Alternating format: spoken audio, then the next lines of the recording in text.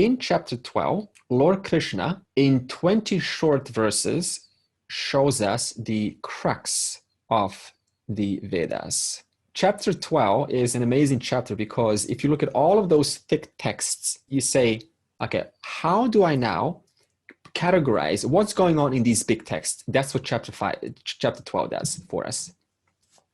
Now let's ask, how does chapter 12 start? This is going to give us some context. To know that, we have to go to chapter 11. In chapter 11, Krishna revealed to Arjuna that the entire universe of names and forms, including orders and laws, all of that are manifestations of the one intelligence. So this means the one intelligence, which we call Ishvara, from the aspect of gravity, we call that gravity. From the aspect of heat, we call that heat. From the aspect of air, we call that air. So this means we give different names to define this one intelligence from different angles. So all of this results in the one intelligence. So this means from the standpoint of the manifested universe, which you're now experiencing right now, including using your pen to write things down, I hope, all of that is material belonging to this universe. And this infinite intelligence, which includes all of those manifested forms, laws, and orders, is called Vishwarupa Ishwaraha. So what is Vishwarupa Ishwaraha?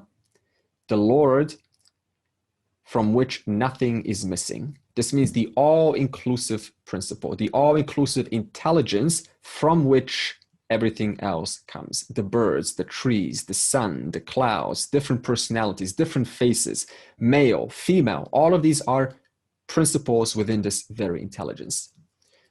Now, what was Arjuna's mistake in chapter 11?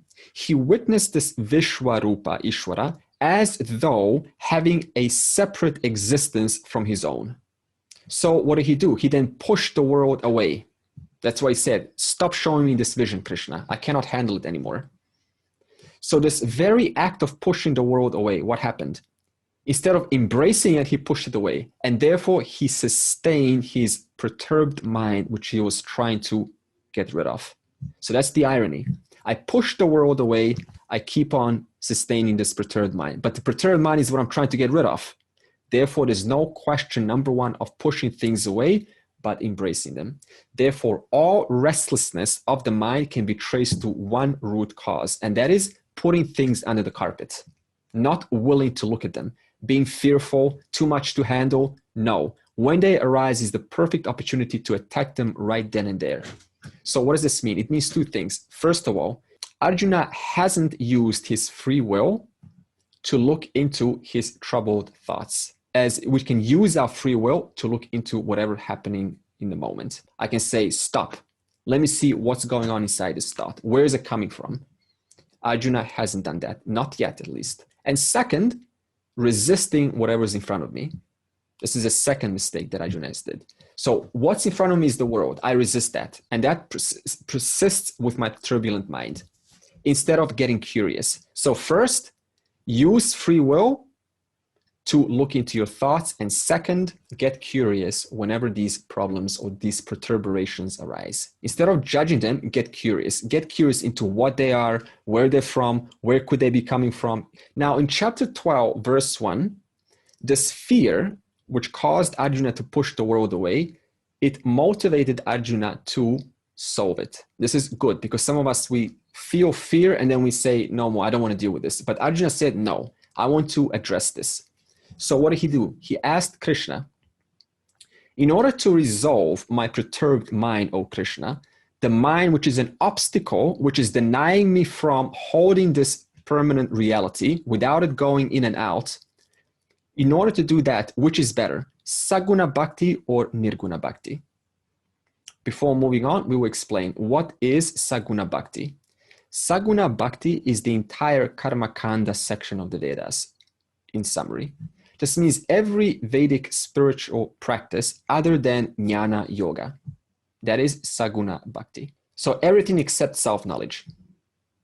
What is Nirguna Bhakti? Nirguna Bhakti is self-knowledge, because that's the only other choice. This knowledge is specifically found in Brahma Sutra, Bhagavad Gita, specifically chapter 2, chapter 7, chapter 9, chapter 13, and we will continue with other chapters we will see, and the Upanishads. Chandogya Upanishad, Taittiriya Upanishad, etc. It's all there. Nirguna bhakti can also mean moksha, whereby this devotion is both spontaneous, but it's also effortless, owing to your prior sadhana, to your prior practice. Just like if you drive a car ongoingly, it becomes effortless and normal. You don't even talk about being a good car driver. It's just normal.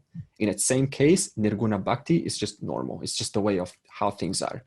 Now, how does Krishna answer? He says, it's not a matter of which is better.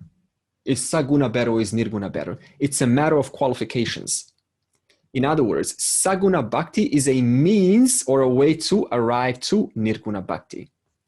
Then Krishna enters into two topics. First is Bhakti Sadhana. This is between verse 3 to 12. This is a range of practices. It is not one particular practice. Specifically, it is Karma Yoga, Upasana Yoga, and Jnana Yoga. The second topic which Krishna addresses is Bhakti Palam. You're naturally now asking, after going through these sadhanas, what is the fruit? What is the benefit? This is between verse 13 to 19. Now let's address Bhakti Sadhana. It consists of 5 stages. So we've taken Karma Yoga, level 1, 2, Upasana Yoga, level 1, 2, and Jnana Yoga, that equals 5. So Karma Yoga, level 1. Now, without telling you what I already said before, I'm going to take a little different spin. So where are we now? Karma Yoga, level 1. And I want to give you a context why this is the very first spiritual practice, not only to prescribe to your children, but also the easiest for the one who is only beginning spirituality. You'll see that why now. So when a person is born, including you and I, from a standpoint of the body, when they're born, they carry forward 2 aspects. One is their punya papa karma from the past life. And 2, all unfulfilled desires from the past life. In other words, unfinished business.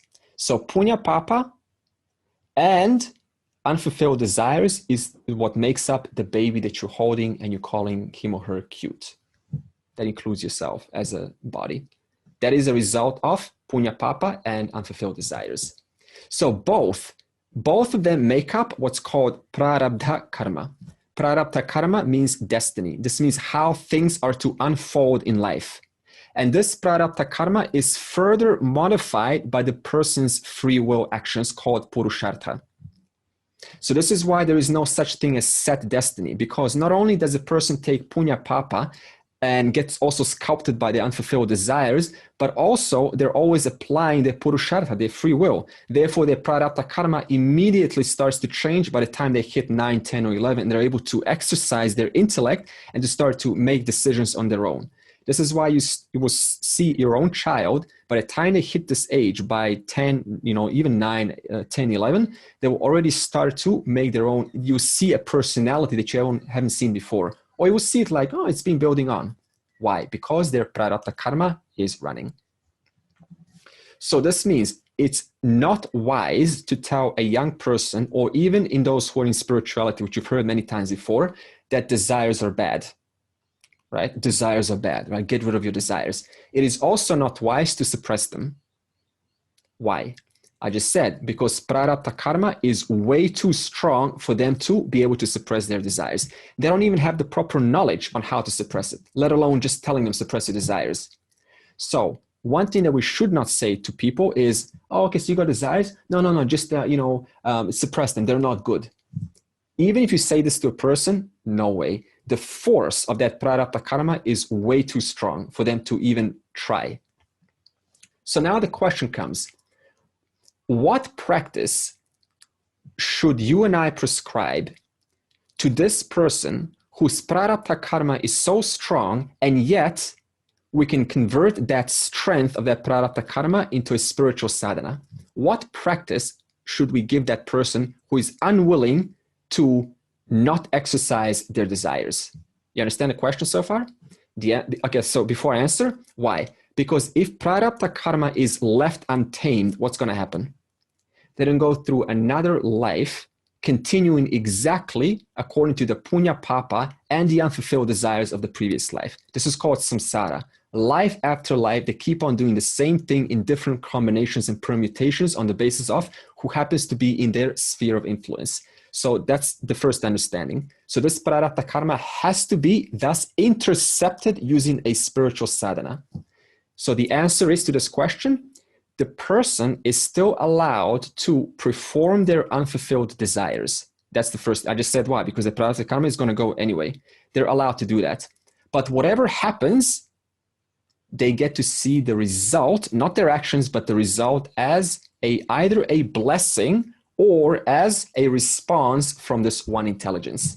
And this is called Ishvara Prasadaha, the grace of Ishvara. So this means, how do you apply this now to your own child?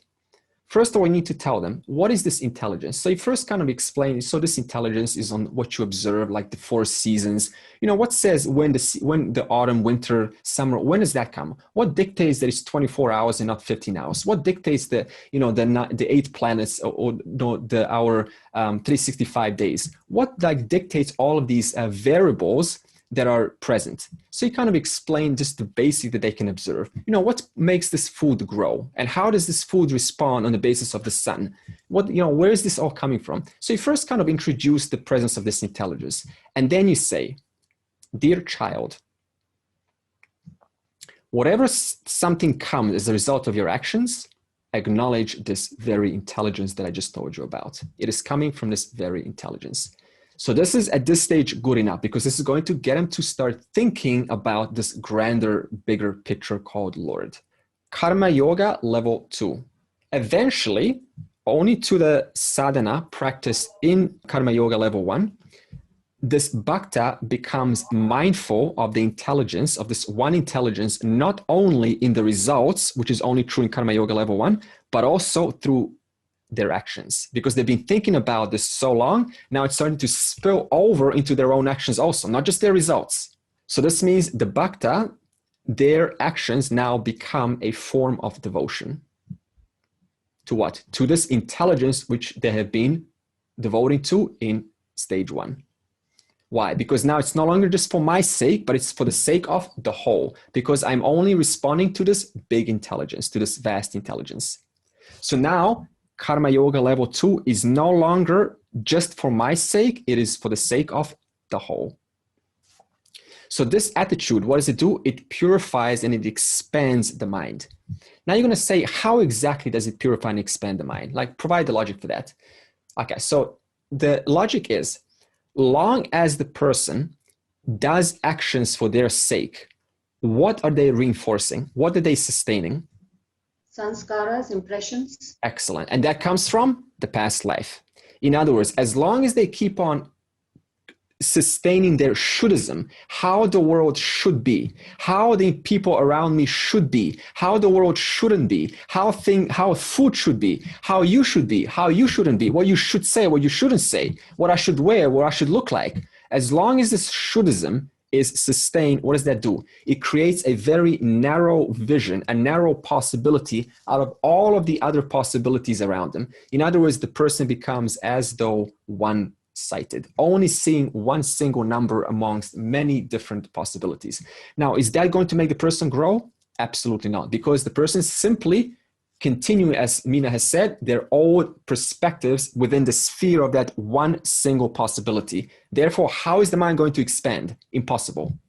Next level is Upasana Yoga level 1. In chapter 12, this is called Abhyasa Yoga. So what's now the logic for this coming after Karma Yoga level 2? Karma Yoga level 2 has done what? It's lessened the mind's agitations. What are these agitations? As I said, shuddhisms. Therefore, the person becomes qualified for meditation. So whenever we say the mind's agitated, perturbed, disturbed, restless, what are we talking about? Suppose you say now, I'm restless. What do you really say? What did you just say when you said that? I'm restless, I'm perturbed. Okay. Many thoughts at the same time, many incoherent thoughts at the same time. Can you say that? Suppose I say, oh, I'm so agitated. Okay, what is the difference between that agitation and when the mind's not agitated? What's going on when the mind's agitated? What narrative is going on in the mind? Conflict, and you're resisting the situation. Ah, super. So conflict and resistance with what is in front of me. So what does this mean? I have one image of how things should be, but what's this? Totally different than my own Shuddhism, than my own raga dvesha, my own likes and dislikes, my own samskaras, my own vasanas. So this means on the basis of them not matching, that results into what we call an agitated mind. I'm bringing this up because we keep on saying agitated mind. I'm so annoyed, I'm agitated, I'm perturbed. What are you talking about? This means there's a narrative called Shuddhism, how things should be. You ask any person who is disturbed, you ask them, what should happen and what shouldn't happen right now? There is not one person who's not going to have an answer to that. Someone's always going to say, Dark shouldn't be barking. She shouldn't be talking to me right now. He shouldn't be doing this right now. Everyone is a professional at having shoulds and shouldn'ts. So this means as long as they're there overshadowing what is in front of me, that equals a perturbed, disturbed mind. Therefore, what does Karma Yoga level 2 do? It lessens that intensity. That makes a person qualified for Upasana Yoga level 1, which is called meditation. The question is, what kind of meditation in Upasana Yoga level 1? Any kind of personalized or customized meditation that the bhakta is personally attracted to. Some people are attracted to Kriya Yoga, or Hatha Yoga, Ashtanga Yoga, Kundalini Yoga, XYZ Yoga, it doesn't matter. It still has some meaning for them that is good enough. So this means, what is Upasana Yoga level 1? Ishta Deva. What is Ishta Deva? It means I'm attempting to enjoy or contact my personal version of divinity according to my notions. So whatever those notions are, that's my version of divinity. And then I use the practice in order to, quote, contact that version. Now, I need to put a little disclaimer here. It is not always like this. As I said, there's always an exception to everything. Yoga is a beautiful practice, and there is also practices for expanding the mind, sharpening, the intellect, and just making the person strong body. So I'm not now going to generalize and say this is how it is for every single practice. It's not at all like that. Okay. Then comes, as a result of going through this meditation, comes Upasana Yoga level 2. Now you're going to say, what has this meditation done in level 1? It's refined the mind. It's refined the viveka enough that it can start to ask questions. Therefore, Upasana Yoga level 1 refined the buddhi enough to question one's own Ishta Deva. That's the irony. In level 1, what happened? You were meditating on your own personalized God, Jesus, Buddha, Ramana Maharishi, Nisargadatta, right? It was a Shiva, Vishnu, Ganapati, etc., Durga, Saraswati. And now, on the basis of that meditation, the person has refined their intellect enough to question, wait a minute, why am I meditating on Shiva? Why not Vishnu? Who's superior here? Who's the big boss here? Right? Who's the Lord of all? Why so many gods here? Why they all within? Is Shiva still there when I'm not thinking about Shiva? In other words, the person starts to get into a natural inquiry owing to the basis of the refined mind in Upasana Yoga level 1. So this means now they start to ask questions. Who created time and space? Where are all these gods located? Who created them? Who created time and space? The one that's accommodating all these gods. So you can see how Upasana Yoga level 2 is very close to inquiry, but you're still lacking what knowledge? You're still lacking knowledge of I am. So in Upasana Yoga level 2, what happens? You extend your Ishtadeva from one form into the entire universe called Vishwarupa Ishwaraha. Therefore, here your Ishtadeva now encompasses everything. This is the title of chapter 11, by the way, where the entire world is just God. God is everything. However, what's still missing in Upasana Yoga level 2? I do not still understand that I am that. I am not different from what I am understanding to be the Lord.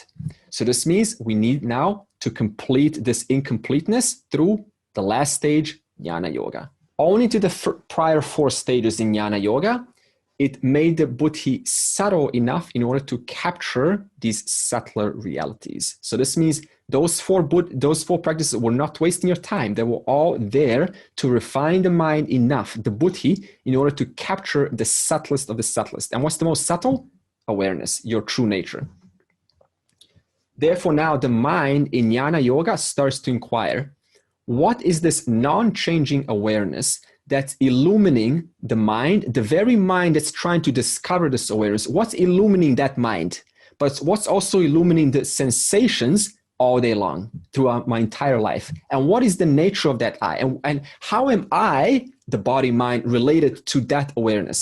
So this means the person still doesn't quite see that they are that awareness. So there's still a mind separate apart, inquiring into awareness as though it is an object of inquiry. That's where they're at now. And eventually, through the course of Shravanam, Mananam, Nididhyasanam, the 3 stages, the person, through Shastra and faith and the Acharya, starts to realize that there is no actual difference between this person who's inquiring into awareness and awareness itself. There is one content alone. Next question. What is Jnana Yoga? If you remember the term, I spoke some time ago. What is Jnana Yoga?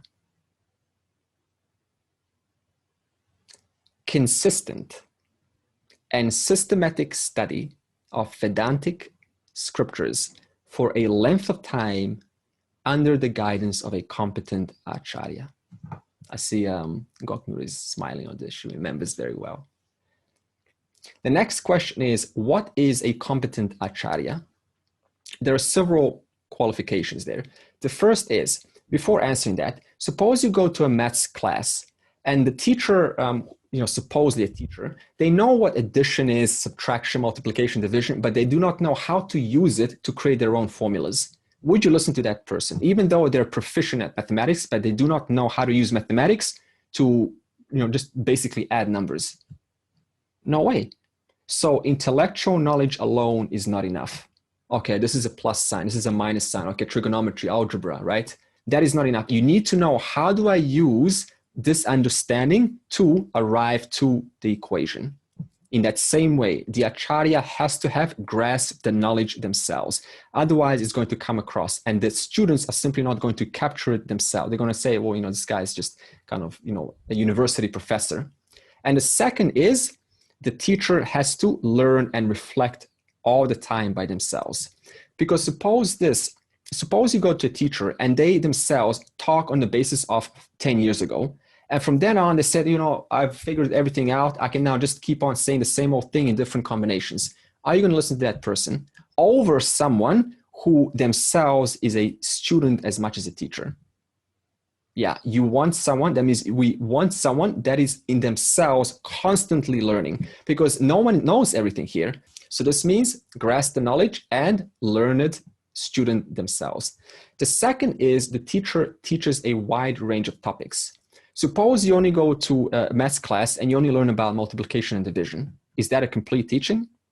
No. This means you also need to get the entire trigonometry, algebra, addition, subtraction, etc., right? In order to grasp the topic called mathematics. So this means the teacher does not select only parts that they're comfortable with and then talk about that. It is the duty of the teacher to understand the entire equation, the entire picture, whether it's emotions, buddhi, your memories, relationships, all of that is the responsibility of the teacher, because you're talking to real life people. You're not talking to, like these little blocks and then say, okay, let me deliver the knowledge about awareness. And I just keep on regurgitating that over and over again. That is not a teacher. Why? Because the Shastra includes everything. And the Shastra is on the basis of hundreds of rishis, the word of Ishvara. Now, who am I to select and say, only this is worth talking about? What am I saying? I'm smarter than all knowledge. So this means, what is a competent teacher? The one who teaches according to the tradition. They do not select only the topic of self or emotions or intellect and they say, I've got the whole teaching. You don't, because you need to complete the whole equation so that it makes sense. Furthermore, there are exceptions. We said the person needs a competent Acharya. Now, what did I say earlier? Everyone is born with their punya papa, but also their desires. This means it carries over to the next life. Now, sometimes what happens is the person has done so much spiritual work that when they get born, they are super qualified and they actually don't need a teacher. This is the case of Ramana Maharishi. You just need one little event to cause a self-inquiry, and that self-inquiry starts a momentum of its own. Look at Nisargadatta Maharaj, right? He just simply went to his teacher, and what did his teacher say? Simply go back to the source of I am, and just stay there. And that's all he did. He just had faith in the teacher. Okay, I am. Okay, just go back to the source, the place behind all of the words, the place that's always true. That's all he did. On the basis of that, he realized the final reality. So sometimes you don't need a teacher, but this is highly, highly rare. And then we, sort of fantasize, oh, I'm one of those. I don't need a teacher, right? You take Ramanujan, the maths professor. He didn't have a teacher, and yet he was brilliant in mathematics. 3 stages of Jnana Yoga. Shravanam, which is expounding the Vedantic scriptures. Mananam, after the expounding has taken place, you then ask, in reference to where I find myself, how is this true? How is this scriptures true? And you go, well, I don't see it quite true. I don't quite see how it fits the scriptures. Maybe the scriptures are old. Now it is your job in Mananam to remove that doubt so that your understanding is in line with the scriptures. Not to question the scriptures, but to align your understanding with the scriptures. The 3rd stage is Nididhyasanam. This is repeatedly reminding yourself of your higher nature through the scriptural studies. Now, there's a little irresponsibility that happens in some schools. They're called partial Vedanta schools, Neo-Vedanta schools. What happens is they go straight to Nididhyasanam. That's the high stage. Now, what I say about Nididhyasana? Reminding who you are. So what do? They mostly remind the seeker who they actually are. So the seeker kind of gets up on a microphone and says, I want this reality. I've been looking for it for so long. And then the teacher, with all due respect, as I said before, everyone has some part to play, says, you are awareness behind all thoughts, behind all words.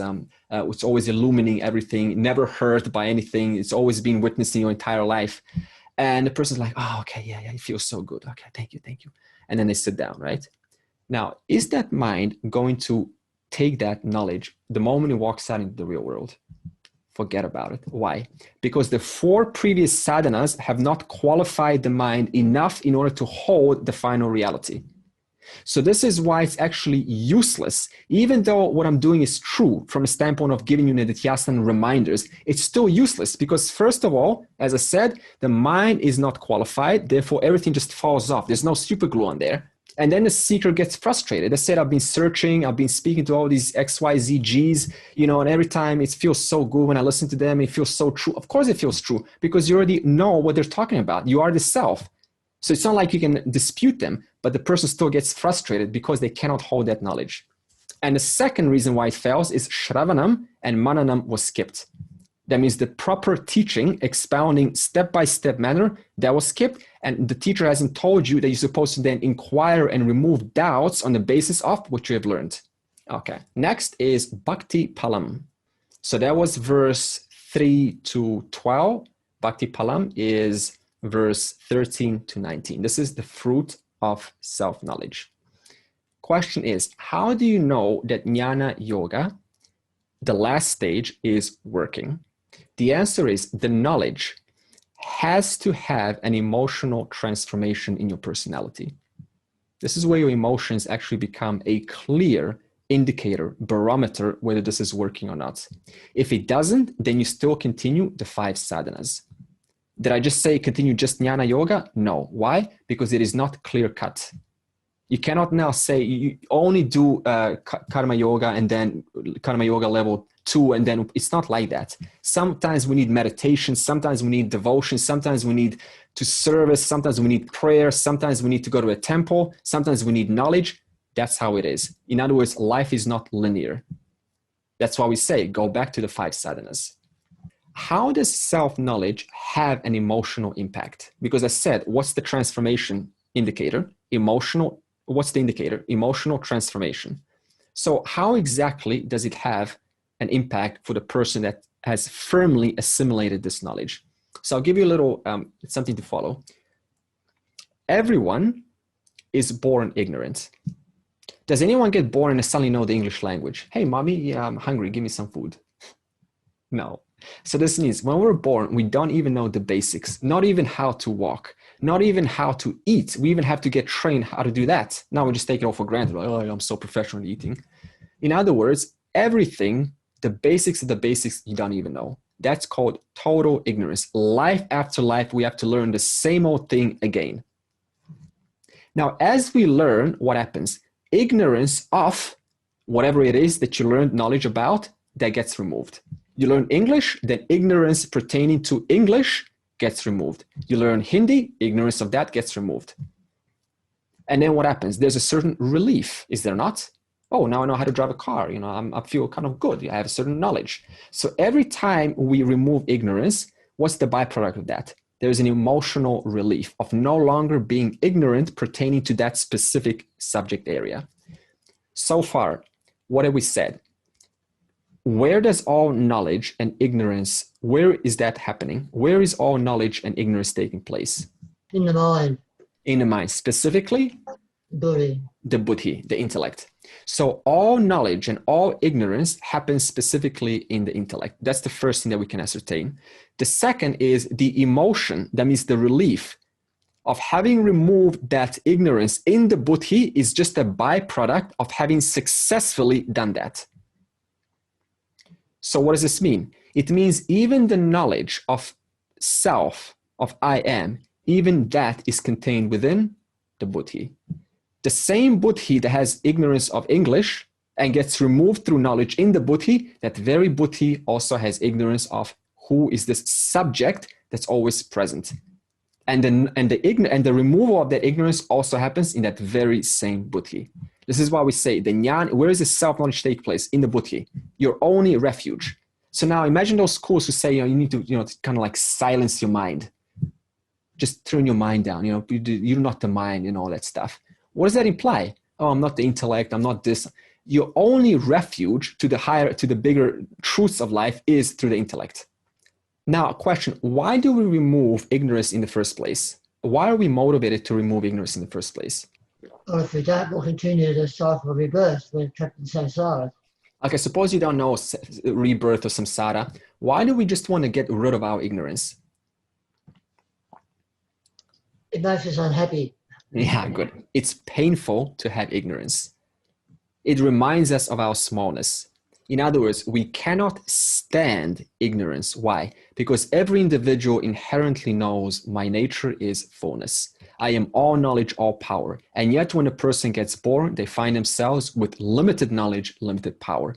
So they are living in a state of smallness. And that produces all sorts of emotional problems. In fact, some people find ignorance so repulsive that even if you put in 1 minute in a conversation that is dealing with a topic they do not know about, out of there. I don't want to be in this conversation.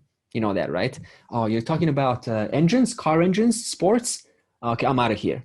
In other words, so repulsed by one's own ignorance, they cannot stand it. And this comes out in behaviors like that. Okay, now over time, the person who is now ignorant notices that no matter what I do, it doesn't remove my sense of smallness. No matter how much I learn, how much ignorance, relative knowledge I gain in this buddhi, it still doesn't make me complete. And what does this do? It leads the person to low self-esteem, inferiority. I'm not good enough, so they just put themselves away from the world because on the basis of this smallness alone. Superiority, this is compensation, trying to overachieve things, be big, kind of put on big clothes and look like $1 million. This is all superiority. I'm not saying now everyone's doing that, but this is an issue nevertheless. Greed for more. In other words, maybe one more time is going to make me finally happy, finally fulfilled forever. Jealousy, if someone has what I'm seeking, then maybe, then I don't feel good because it reminds me of my smallness. As long as they have and I don't, I'm small. And if someone obstructs that fulfillment, what happens then? Anger.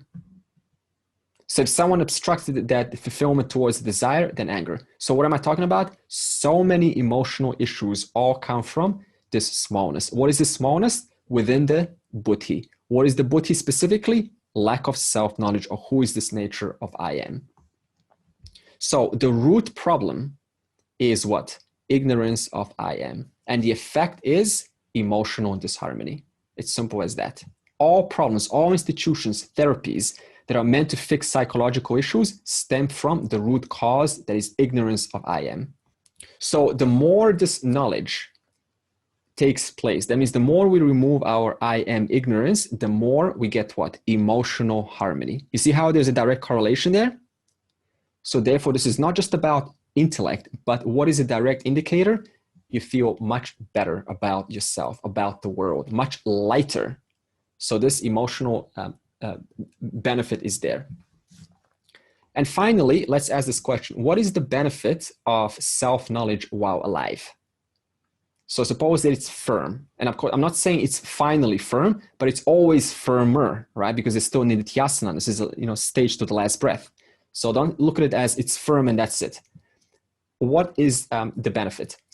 There is a change of relationship in 3 roles in respect to the person's life. And we all have these 3 roles. So we're talking about in Jivanmukta now. Everyone plays the role of the doer, karta. Now, Jivanmukta's actions are not done out of lack of fulfillment, because most of the actions that are done in this world are what? I don't feel happy. And if I do this action, then I'll be happy because I'm going to get a result, right? Where does the Jivanmukta's actions come from? Out of sense of fullness. So this means out of my fullness, I do things. Whereas before, out of my emptiness, I do things. Why does this happen? Because the mind is not mulling over its smallness. Therefore, it's capable of delivering its presence to the world without saying, oh, I'm not good enough and I'm just going to kind of do it for my own ends. So this means the person is capable of giving you a lot more, being present with you, because they're doing it out of their fullness and not their emptiness. The second is the role of the bhakta. The bhakta we often interpret as enjoyer. Bhakta means experiencer. Because it's not like you're just enjoying life. There's also some pain there. So experiencer. So since the Jivanmukta is operating from fullness, it's as though they're enjoying a certain shock absorber in life. Because as long as the person's operating from smallness, then if there's some challenge, it's almost an extra burden. But if the person's coming from fullness, then if the challenge comes, your fullness stays exactly the same. Therefore, it is as though a emotional experiencing shock absorber. And the last one is the role of the perceiver changes when knowledge is firm. What is perceiver? How do you perceive this world? How do you look at events? What happens every single moment? Okay, what does this mean? Jivanmukta's knowledge of the world is firm. Now, notice they're not just educated about the nature of I, but also the nature of the world. What is this world? Panchamahabhuta, right? And what does it resolve? Into the subtler elements. And that resolves into Maya, etc. So that knowledge is also there. And that makes you perceive this world with a certain amount of sanctity, a certain amount of holiness. Therefore, things become worthy of worship. Not just the temple, Sunday or Monday, but your own house becomes worthy of worship. Your own trees that you have in your garden become worthy of worship, because everything is made out of the same nimitta karanam and upadana karanam, material and intelligent cause.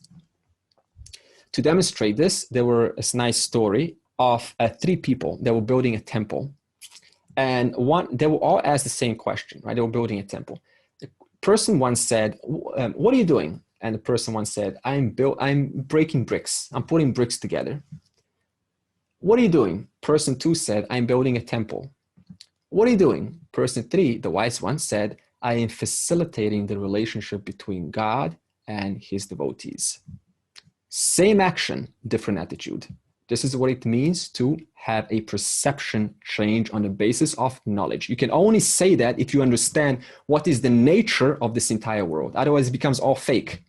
So what does this mean? The Jivanmukta is ironically the most prayerful, the most devotional, the most active, the most proactive in life. Why? Because they understand that they play a very significant role in this grand order. It's not like you're insignificant.